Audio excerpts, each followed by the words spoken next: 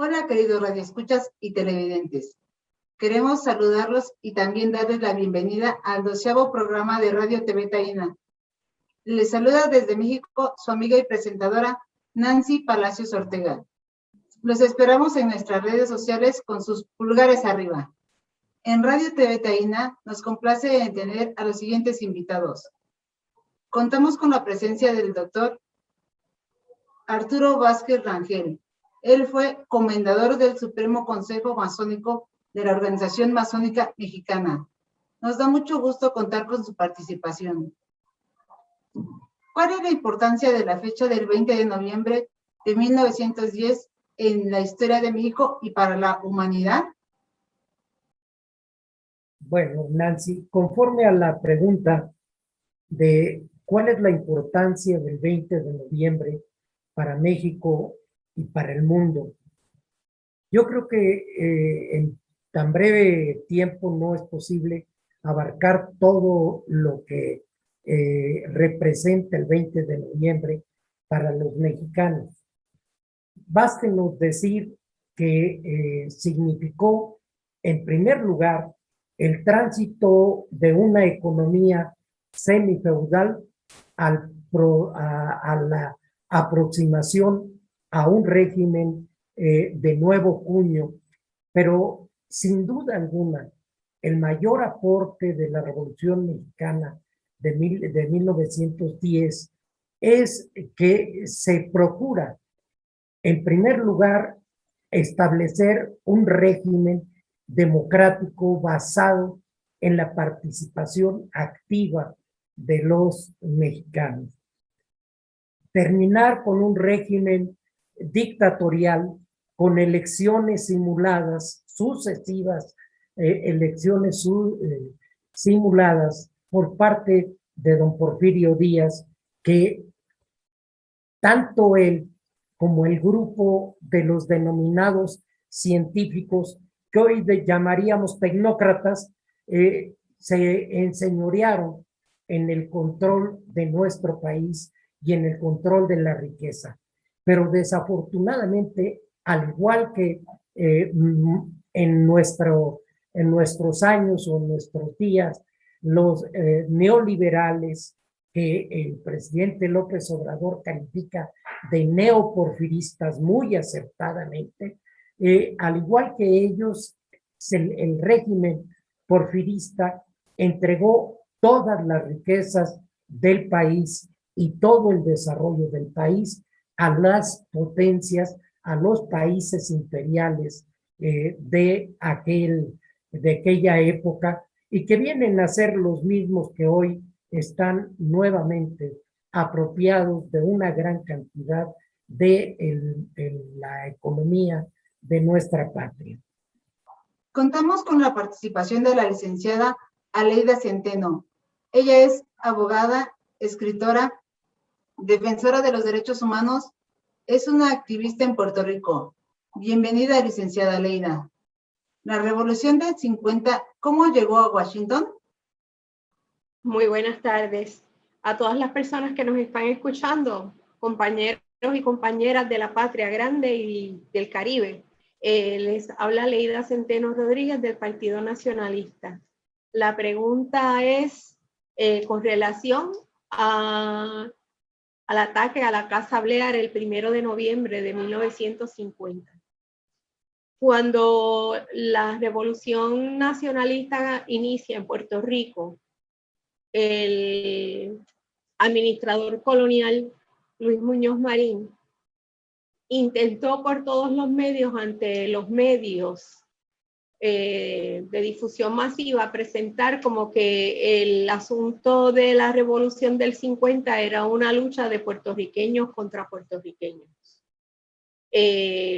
Los revolucionarios se percatan de que a nivel internacional se está presentando como que somos nosotros los puertorriqueños luchando unos contra los otros sin ningún contenido político.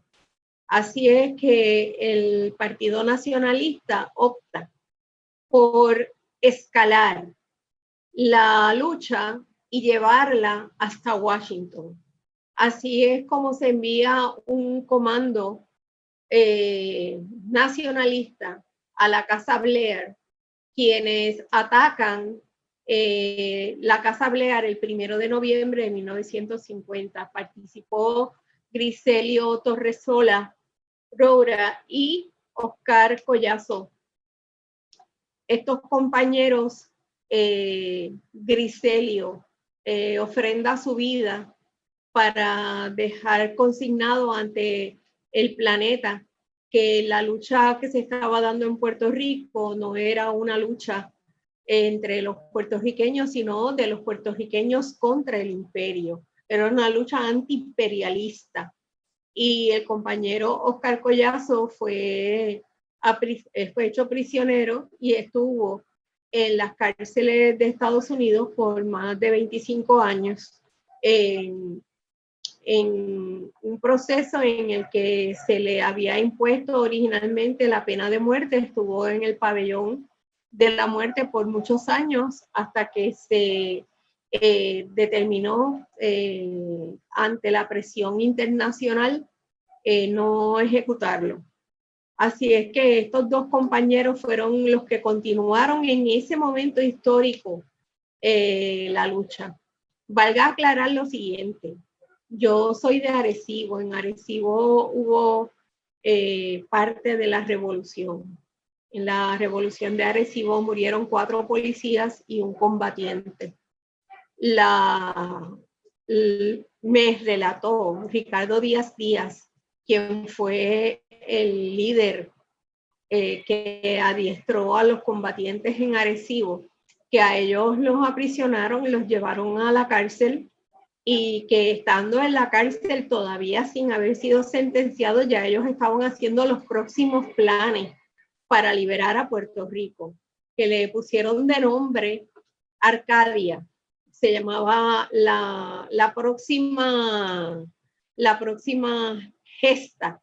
Le pusieron un nombre de mujer y se referían a Arcadia cuando estaban en la prisión.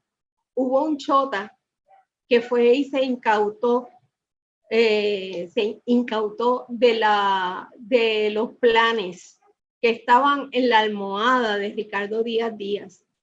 Esos planes siguieron porque el Partido Nacionalista nunca cesó en su intento revolucionario de libertar a Puerto Rico de la esclavitud colonial. El ataque al Congreso que se genera luego es parte de ese plan. Y esa continuidad histórica se mantuvo durante todo el periodo y se mantuvo hasta recientemente, porque hubo otros intentos de los cuales se ha dado cuenta recientemente. Por ejemplo, el licenciado Alejandro Torres Rivera escribe un artículo con relación a la conmemoración de la vida de Lolita Lebrón, que va a cumplir año el 19 de noviembre, y una de las cosas que hace durante su escrito es que le presenta sus disculpas al Partido Nacionalista por no haber entendido que el silencio que habían expresado, la forma tan confidencial de hacer sus cosas, era para proteger a los que todavía seguían organizando la revolución para liberar a Puerto Rico. Doctor Vázquez Rangel, ¿cuáles son los beneficios que nos dejó la Revolución Mexicana? Bástenos decir que unas cuantas familias, antes eran 52 familias las que tenían la propiedad de toda la tierra en nuestro país, y hoy son 56 individuos integrantes del Consejo de Negocios Mexicano, y los que controlan la inmensa mayoría de la riqueza, mientras que hay una brutal desigualdad que se refleja en ese reducido número de súper ricos, con millones de mexicanos que viven en la pobreza. Algunos de ellos, varios millones de ellos, en la extrema pobreza. Entonces, la Revolución Mexicana de 1910 y en particular el 20 de noviembre tiene un alto significado. Muchos criticarían que por qué se dio a conocer con anticipación la fecha e inclusive la hora de levantamiento de las fuerzas antiporfiristas en contra del régimen. Es que en la geografía de nuestro país, la extensión de nuestro país demandaba tomar todas las medidas anticipadamente. Por eso, inclusive, uno de los actos que precipita los acontecimientos de la lucha armada del 20 de noviembre es el 18 de noviembre, en donde en Puebla la familia Cerdán ya da inicio a la lucha armada. Es la primera acción de armas derivada del Plan de San Luis proclamado por don Francisco I. Madero. Ahora bien, con respecto a tu segunda pregunta de cómo se proyecta esto, qué beneficios deja para México, sin duda alguna son muchos los beneficios, pero los más importantes es el reconocimiento por primera vez en la Constitución de los derechos sociales. Esto es muy importante de destacar porque aunque al principio la lucha revolucionaria se limitó a las cuestiones políticas, cuando se reforma en Sonora el plan de Guadalupe, se incorpora los grupos más avanzados ideológicamente dentro de las fuerzas progresistas de nuestro país. Y por eso se incorporan los derechos sociales, las luchas sociales al movimiento revolucionario.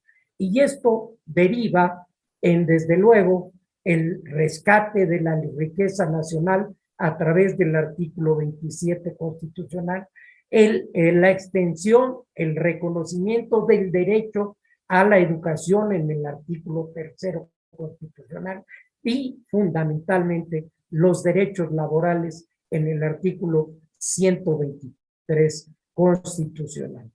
Ahora bien, ¿cómo se proyecta este movimiento en el mundo? Este movimiento en el mundo se proyecta fundamentalmente en lo que hoy constituye el núcleo de la política exterior mexicana. No olvidemos que de esa lucha revolucionaria surgen dos doctrinas que se proyectan en todo nuestro continente y en todo el mundo: la doctrina Estrada y la doctrina Carranza, y que sin duda alguna están reflejadas en nuestra Constitución al establecer normativamente cuáles son los principios que defiende la política exterior mexicana. Primero, la autodeterminación de los pueblos, la no intervención, la solución pacífica de las controversias, el no uso de las amenazas y de la fuerza para resolver los conflictos entre estados, ¿sí? Y finalmente, la igualdad jurídica de todas las naciones. Si nosotros revisamos esta cuestión y vemos cómo actúa nuestro país en el ámbito internacional, veremos que nada de lo que se hace en materia de política internacional se aparta de estos principios. Y el eje rector lo vimos ahora en las Naciones Unidas, en la frase inmortal de don Benito Juárez: entre los individuos como entre las naciones, el respeto al derecho ajeno es la paz. Y recordemos que México no otorga ni retira reconocimiento a los estados, que se limita a mantener o retirar a sus representantes diplomáticos en aquellas naciones donde pudiera eventualmente surgir algún conflicto. Y esto, la política internacional, es derivada de la proyección de la Revolución Mexicana de 1910. Así, importancia interna para transformar toda la estructura económica, política, social de nuestro país. Y no solo eso, también la política cultural. Y en lo exterior, con los principios que acabo de enumerar en materia de política exterior que rige la acción del gobierno mexicano. Espero en este breve tiempo haber contestado las dos preguntas que me hiciste. Muchas gracias, Nancy, y muchas gracias a todos nuestros compañeros que participan en este programa de TV Taína. Agradezco a Arturo Vázquez Rangel por su participación. Licenciada Centeno, ¿qué relación tiene el ataque al Congreso el 4 de marzo de 1954 con la Revolución del 50? Con relación al ataque al Congreso de los Estados Unidos, hay que señalar que Puerto Rico tiene entre sus filas no solamente a gente asesinada como Filiberto Ojeda Ríos, sino también tiene desaparecidos. Entre los desaparecidos está Julio Pinto Gandía, está una hija de don Pedro Albizu Campos. Y esos desaparecidos tenían su propia historia y su propio liderato en las luchas que continuaron, pero se encomienda a Lolita Lebrón, a Dolores Lebrón Soto, porque ella no era Sotomayor. Sotomayor era otra persona. Su apellido es Lebrón Soto. Doña Lolita fue encomendada a organizar el ataque al Congreso de los Estados Unidos.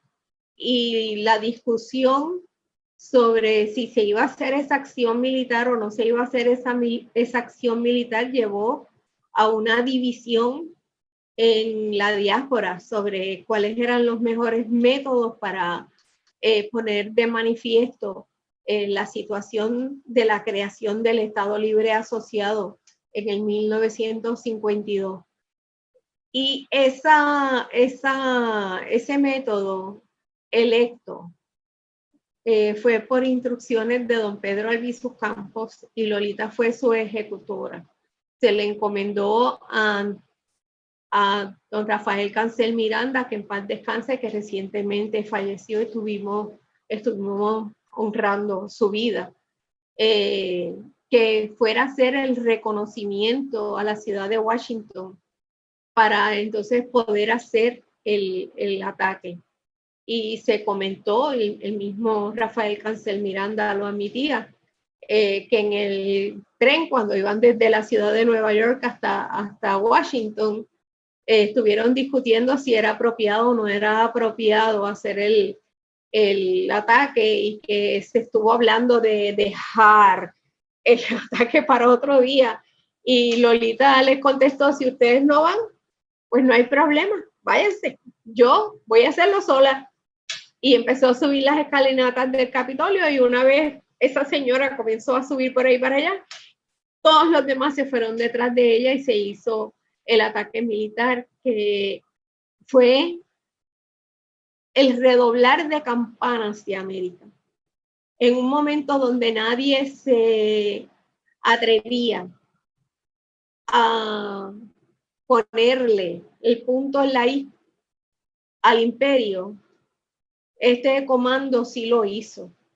Y yo personalmente, ¿verdad? Mi opinión es que la teoría de la vitrina del Caribe viene después de ese ataque. Mire, usted tiene un imperio poderoso y ese imperio poderoso tiene un grupito de gente. Y ese grupito de gente, para poderlos controlar, poderlos usar, le da su ciudadanía. Y esa ciudadanía le sirve a ese grupito de gente para irse a atacar su Congreso. ¿Qué es lo próximo que ese imperio hace? Bueno, aparte de una represión brutal, asegurarse de que los otros no imiten a estos. Entonces, para lograr eso, el Estado Libre Asociado se convirtió en la vitrina del Caribe. Aquí siempre se ha dicho que el Partido Popular, la administración colonial, es la que le dio un nivel de vida a la nación puertorriqueña. No fue el Estado Libre Asociado. El Estado Libre Asociado andaba vendiéndonos, como se ha comprobado ahora, para que nos impongan una alegada deuda. Quien realmente tuvo el efecto de mejorar las condiciones de vida de la nación puertorriqueña fue el Partido Nacionalista, con una revolución que hizo en el 1950. Muchas gracias, licenciada Aleida Centeno. En el segmento cultural nos acompaña el Grupo TICOM, Taller de Investigación e Interpretación de Música Mexicana. Bienvenidos.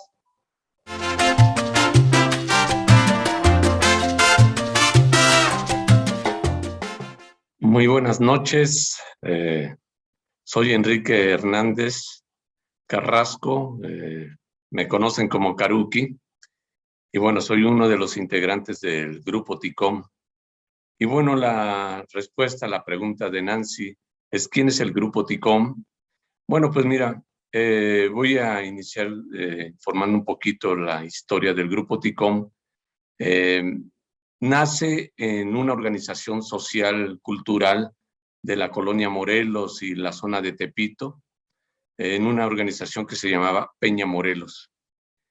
Esta organización lleva a cabo trabajo cultural popular en esta zona, marginada de todo apoyo cultural, no se veían eventos en esta zona, ¿no? Entonces era parte del trabajo de esta organización y parte de ello se genera un taller de música mexicana en esta organización, en esta Peña Morelos, por ahí así de finales de 1977. Y bueno, pues esto da origen a este grupo TICOM, que son siglas, es Taller de Investigación, Interpretación y Composición de Música Mexicana. Y así como lo dice, nos dedicamos a la cuestión de la investigación de la música tradicional mexicana, de la interpretación y también el trabajo de composición a partir de las raíces de la música mexicana tradicional. La gran ventaja que tuvo este grupo es que en ese momento eran muy pocos los grupos que tocaban música mexicana, pero este grupo siempre antepuso una postura política solidaria, de apoyo a organizaciones campesinas, sindicatos, agrupaciones estudiantiles y movimientos sociales en general. Esa fue una de sus grandes características de este grupo, además del nivel que logró en la música mexicana, en la ejecución de la música mexicana. Sus integrantes, voy a mencionar a dos de los compañeros que en este momento ya no se encuentran con nosotros por azares de la vida, perdieron la batalla. Nuestro primer compañero es Quetzalcóatl Bisuet, primera voz del grupo, investigador de música mexicana tradicional. Él siempre fue muy apegado al trabajo de investigación de la música mexicana. En segundo lugar tenemos al compañero Agustín Villa, nieto directo. Agustín Villa tenía un sobrenombre que era Chiquilín, compañero muy estimado que también perdió la batalla muy recientemente. De hecho, el video que vamos a presentar todavía participa en este video. Perdió la batalla frente al COVID, pero también este compañero promotor, solidario, tuvimos la oportunidad de que el compañero Agustín Villa estuviera peleando y hablando en las Naciones Unidas por el derecho a la independencia de Puerto Rico. Ese era el tamaño de nuestro compañero Agustín, además del tamaño físico que casi llegaba a los 2 metros, por eso le decíamos Chiquilín. Otro de los compañeros del grupo es el compañero Ezequiel Aguillón. Él sigue realizando un trabajo de promotoría cultural de la música mexicana en el Estado de México. Asimismo, el compañero Sergio Ordóñez, como todos lo conocemos, es el compañero, todos lo conocen como el Huevo, compañero hoy integrante de uno de los grupos de música tradicional mexicana más importantes de aquí de México, que es el grupo Los Folcloristas. Uno más, un quinto compañero, René Capilla. René Capilla viene de una familia de gran tradición musical, de la música culta, y es de esta familia que, de la importancia que tiene es en Jalapa. Ellos, su familia se desarrolla en Jalapa y la mayoría, casi toda su familia se dedican a la música clásica, algunos de ellos en Europa reconocidos, y el compañero René Capilla, pues en realidad era el único que tenía conocimientos musicales más avanzados que todos nosotros. Perteneció a la Sinfónica a la Filarmónica de la UNAM, a la Orquesta de Cámara de Bellas Artes, etcétera. Y bueno, por un nuevo integrante muy recientemente es el compañero David Cortés tocando el bajo. Él, el compañero más conocido también, aquí todos tienen sobrenombre, más conocido como el Muñe. Él toca el bajo en este momento en el grupo TICOM. Y bueno, yo que soy Enrique Hernández Carrasco, a mí me conocen como Caruqui, también integrante, promotor de la música mexicana, promotor de actividades culturales, parte de la producción de algunos organismos de producción de música, de teatro, documental. Y bueno, pues en este momento, afortunado, soy parte de la producción de Radio TV Taína, el cual me da mucho gusto, y envío un saludo a todos los compañeros de la producción. Vamos a presentarles un tema que se generó a raíz de toda la lucha campesina que se dio por ahí así de finales de los años 70, principios de los 80, de 1980. Es un tema que se llama Son Campesino y hace referencia a la lucha de los grupos campesinos, que en ese momento había un auge aquí en México, ¿no? Y bueno, pues este tema, la letra es del compañero Agustín Villa, el Chiquilín, y la música es del grupo TICOM y de todos sus integrantes. Agradecemos la invitación y les presentamos a ustedes este tema que es el son campesino y más conocido por nosotros como La Chinita. Muchas gracias. Hasta luego.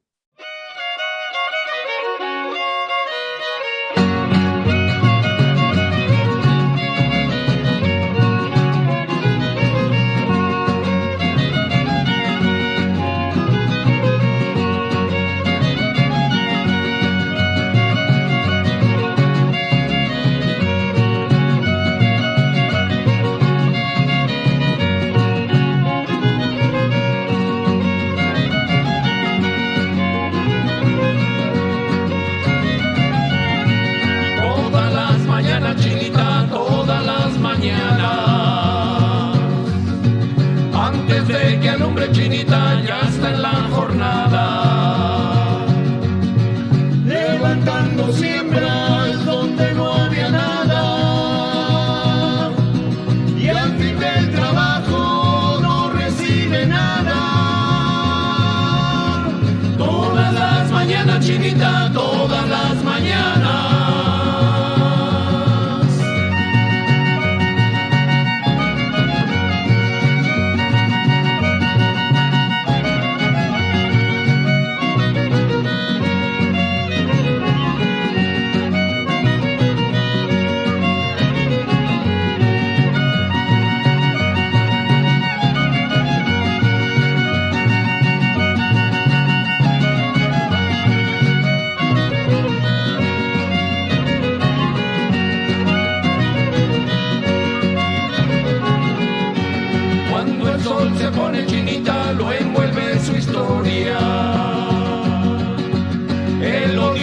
muerte Chinita lo llevan castrado, construyendo surcos para el hacendado, la garganta un nudo y con el yugo atado. Cuando el sol se pone Chinita lo envuelve su historia.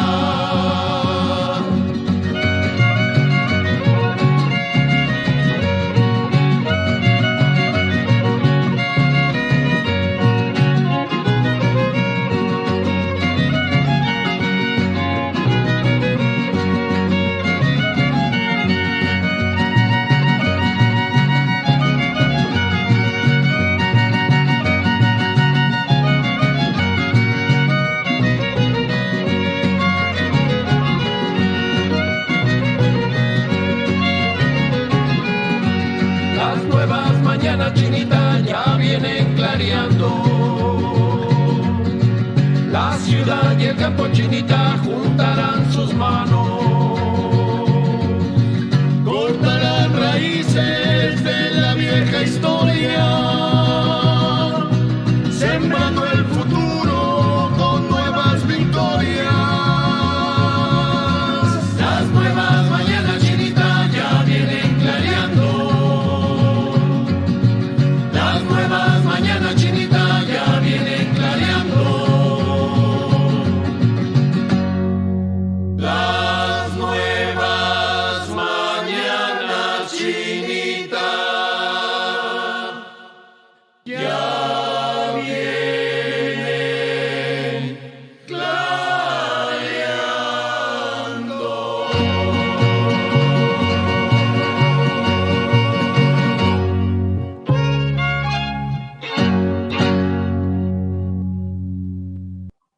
Agradezco al Grupo TICOM. Presentamos en voz de la doctora Elda Carreño un escrito del antropólogo venezolano Rodrigo Lucena, Un año sin Carlos Lanz.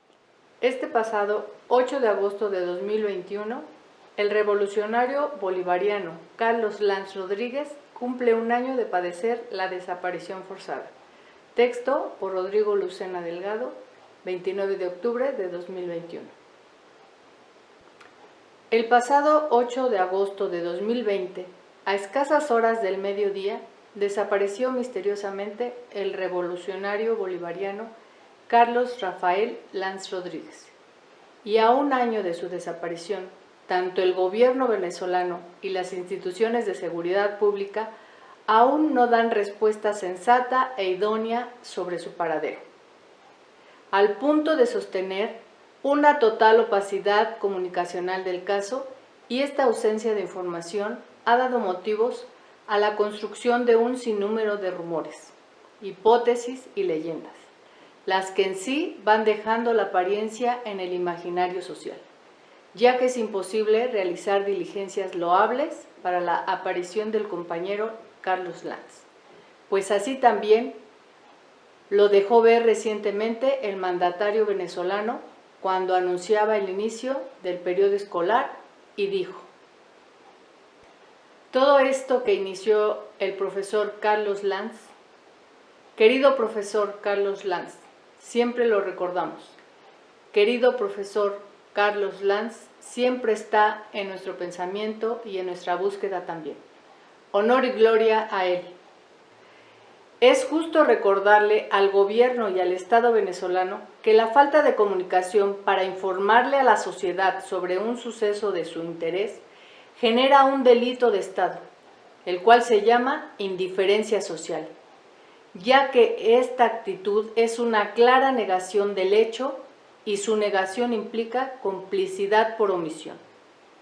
Ejemplo de ello, están aún fresco en nuestra memoria los centenares de estudiantes, campesinos, obreros y revolucionarios asesinados y desaparecidos por los gobiernos de la Cuarta República, los cuales incurrieron políticamente en este delito de indiferencia social y su práctica se institucionalizó para instrumentar la represión, la tortura, el asesinato político y la desaparición forzada.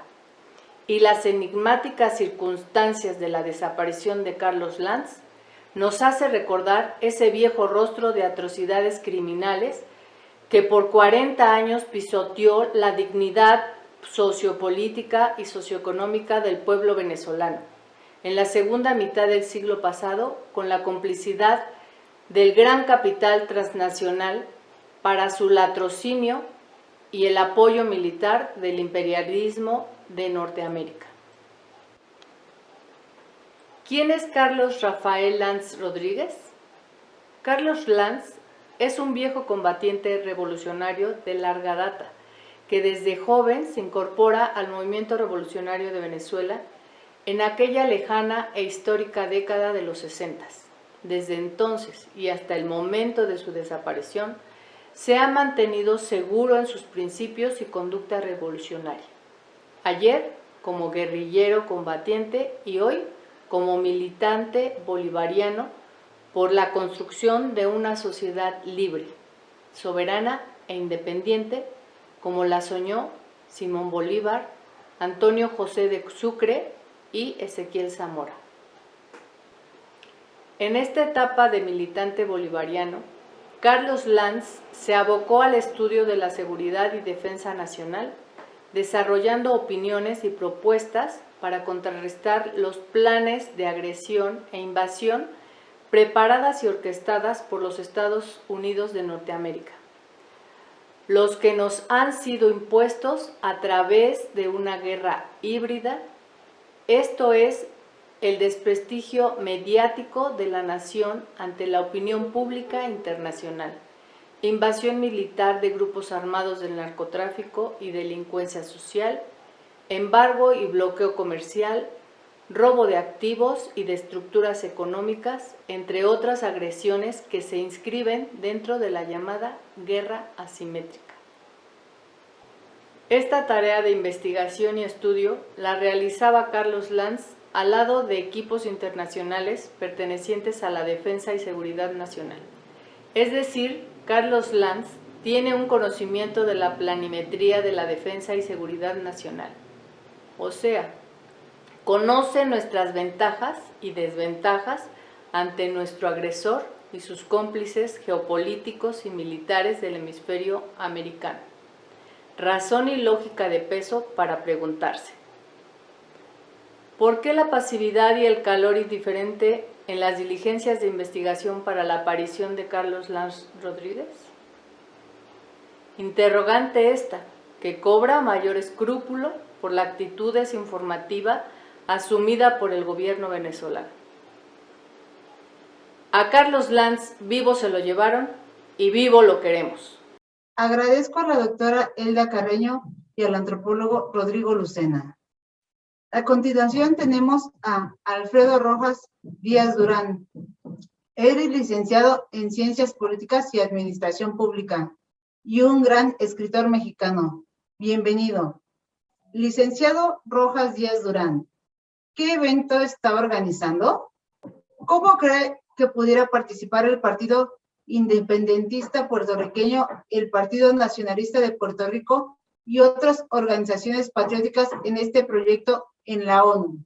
Muy buenas tardes, mi querido Freddy, ¿cómo estás? Mi querida Nancy, qué gusto saludarlos y que nos den la oportunidad de estar con ustedes para platicarles sobre esa gran experiencia que estamos impulsando en el conversatorio, primer conversatorio por la independencia de Puerto Rico. Es algo maravilloso, de algo terrible, porque han pasado años, décadas, siglos y América Latina sigue en una etapa de descolonización. Increíblemente, para muchas naciones esto no podría existir si no hay patriotas y personas interesadas en promover la libertad de los pueblos, el respeto a la soberanía y sobre todo la autodeterminación de los pueblos. Es grave en este momento que en la Organización de las Naciones Unidas, después de 33 años, no hayan hecho caso para la elaboración de lo que tienen que hacer. ¿Qué tiene que hacer Naciones Unidas de acuerdo a su reglamento? Bueno, pues el Estado Nacional Soberano de Borinquen ha iniciado junto con un grupo de mexicanos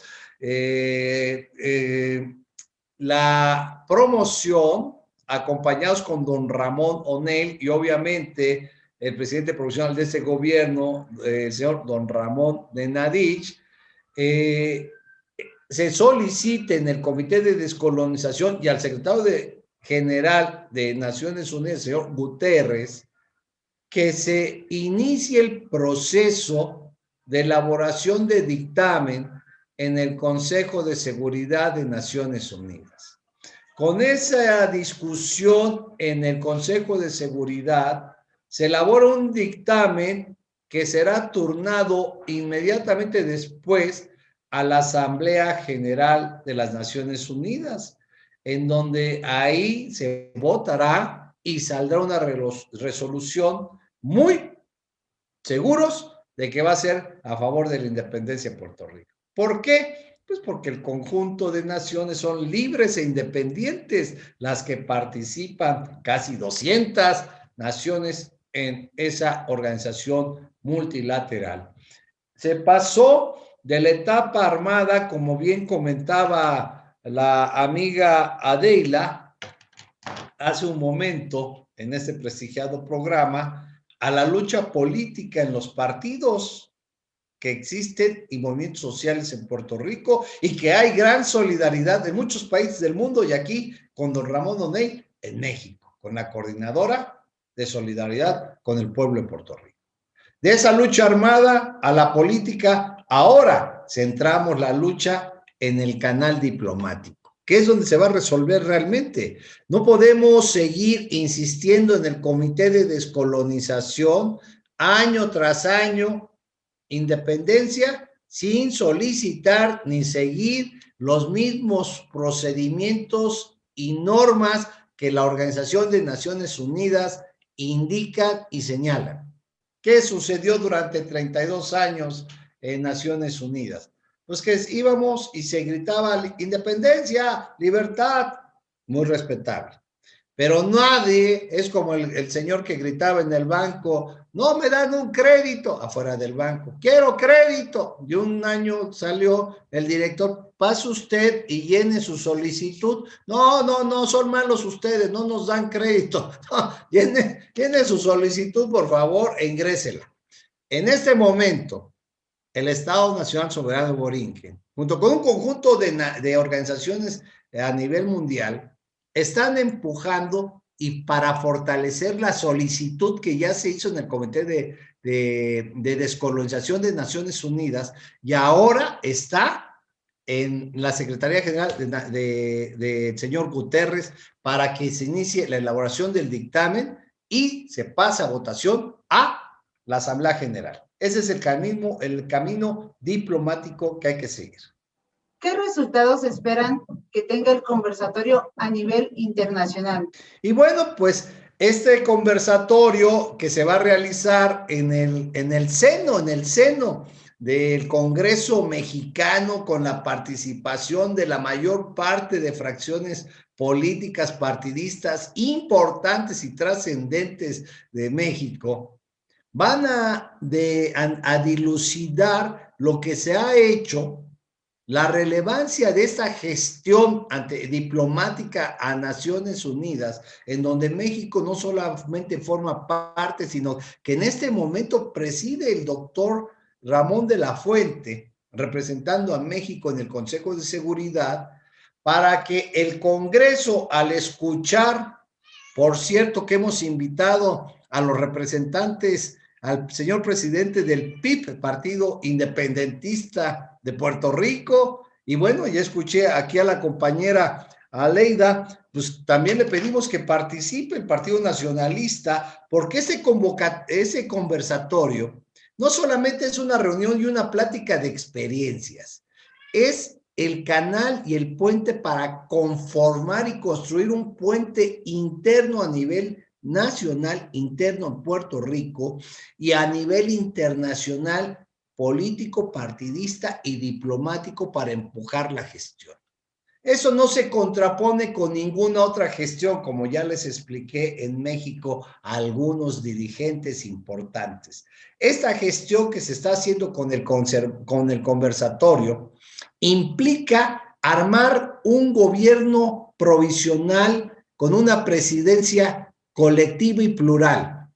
Estamos invitando, aparte del señor Nenadich, a que encabece como propuesta el presidente del Partido Independentista este gobierno provisional, más un representante de la sociedad civil que es un señor, creo, tío, un señor de larga trayectoria histórica familiar por la independencia de Puerto Rico. Pero también que sea plural y rotativa para fortalecer esta gestión en el Consejo de Seguridad y se elabore el dictamen y salga la resolución en la Asamblea. No se contrapone a ninguna otra lucha. Se necesita entonces que en ese conversatorio que se va a difundir por el canal del Congreso el día 26 de noviembre a partir de las 11 horas, a toda América Latina y el Caribe, se conforme esa gran consenso internacional para que el Consejo se analice el tema y el Consejo de Seguridad de la ONU y elabore ese dictamen y lo pase posteriormente a votación. Suena fácil, pero lo más importante es iniciar el gran consenso interno con las fuerzas políticas y partidistas y la sociedad civil en Puerto Rico. Si las fuerzas sociales, políticas y Puerto Rico siguen independientes, la independencia no se va a lograr. Es momento de repensar el camino, unificar fuerzas, no dispersar las iniciativas.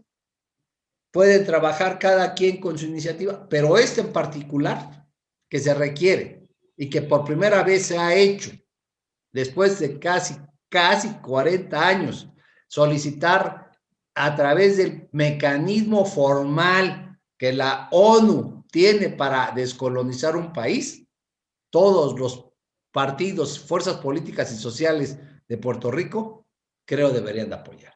Por lo pronto, muchos mexicanos y muchas embajadas de otros países van a participar en ese conversatorio. Nosotros esperamos la respuesta ya del PIB y del Partido Nacionalista y de muchas otras organizaciones que ya nos han llamado ahí, internas y externas, que quieren ver a un Puerto Rico libre e independiente. Hemos, modestamente se lo digo, impulsado a nivel internacional un acuerdo de paz para evitar el ataque ilegal a Irak ante el Vaticano y Naciones Unidas.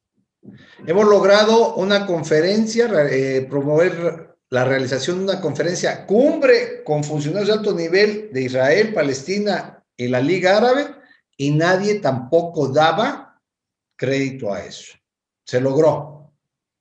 Hemos armado misiones de paz a Irán para promover el acuerdo macro por la paz y el uso de energía pacífica con Irán y las 5 potencias, y se logró. Nadie creía en eso. Hoy, creo, podemos lograr que el dictamen que tiene que elaborar el Consejo de Seguridad sea apoyado por todas las fuerzas políticas y sociales como copeticionarios, fortaleciendo y robusteciendo esta iniciativa. No les pedimos que abandonen sus luchas, sus diferentes luchas, tipos, canales, puentes, tiempos. Les pedimos únicamente, humildemente, se sumen a esta propuesta. Copeticionarios, todos aquellos de la sociedad civil, fuerzas políticas, movimientos sociales, se pueden unir para exigir al Consejo de Seguridad elabore el dictamen que debe de pasarse a la Asamblea General, sea votado y salga la resolución por la independencia de Puerto Rico. Muchas gracias. Agradezco al licenciado Alfredo Rojas Díaz Durán. Los invitamos a que nos busquen en redes sociales como Radio TV Taína. Si les gustó el programa, no olviden darnos un like, además de activar notificaciones para que se mantengan atentos a las próximas ediciones de Radio TV Taína. Agradezco en la producción técnica y edición a Freddy Vadillo. En la producción ejecutiva a Juan Antonio Papo Castillo, postmortem. A Lourdes García. Rodrigo Lucena, Enrique Caruqui, Freddy Vadillo y Ramón O'Neill. En el diseño gráfico a Anita Avilés. Esperando sus comentarios, escríbanos en nuestras redes sociales y también nos gustaría invitarlos a comunicarse con nosotros a los siguientes números telefónicos. Que pasen una excelente tarde. Se despide de ustedes Nancy Palacios.